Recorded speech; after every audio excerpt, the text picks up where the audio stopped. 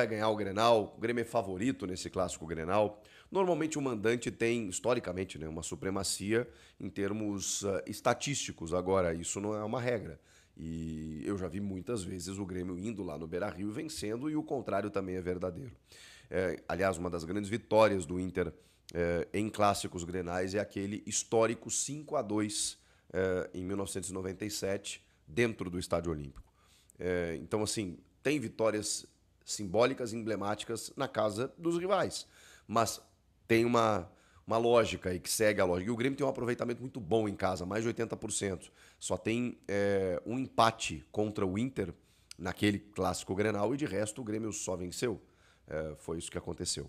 Pois bem, e o último jogo em casa, que foi aquela partida diante do Juventude, foi bem diferente da de Caxias, né? O Grêmio poderia ter vencido por um placar bem mais dilatado. Claro que o Inter ele também tem o seu favoritismo, eu acho até que ele também é favorito nesse confronto, né? Mais até do que o Grêmio que é mandante, por conta da sustentação do time, por conta da manutenção do trabalho, por conta da consistência que o Roger dá para sua equipe, da longevidade de alguns jogadores, do elenco, e também pelo fato de que o Inter está muito focado nesse campeonato, cara, porque eles chegaram ao ponto de não detectar lesões em alguns jogadores, um ou outro teve lesão até, mas de preservar efetivamente jogadores decisivos e importantes para os dois jogos finais, sabendo, imaginando que o Inter passaria na semi pelo Caxias, que é uma equipe muito mais fragilizada. Com isso, Wesley, Rafael Borré e Alan Patrick estão de volta.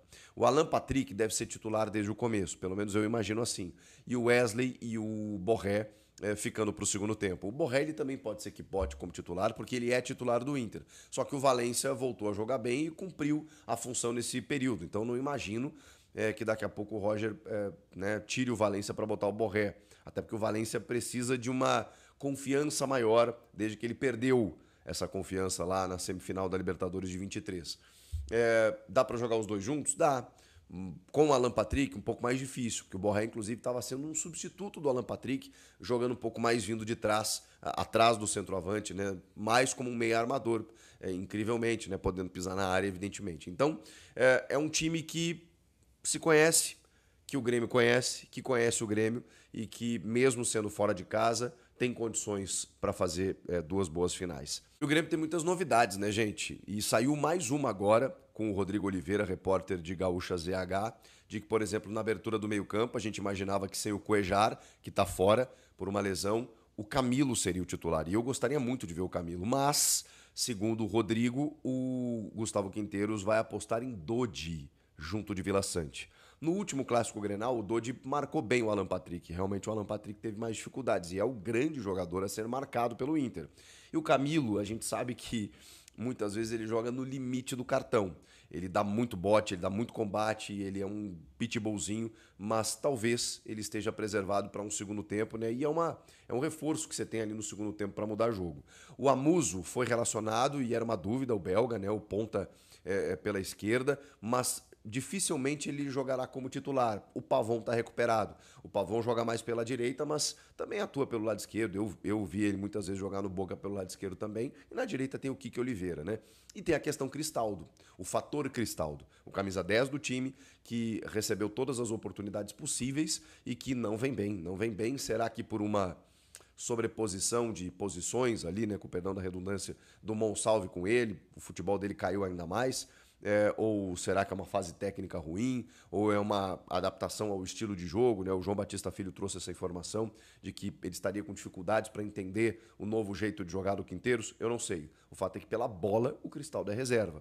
Mas, por se tratar de um jogo importante, decisivo, fundamental, e o Cristaldo ter a confiança do clube, né? Digamos assim, ele não é o camisa 10 à toa, foi um alto investimento, talvez ele receba mais uma chance. E aí o Monsalve jogaria pelo lado esquerdo.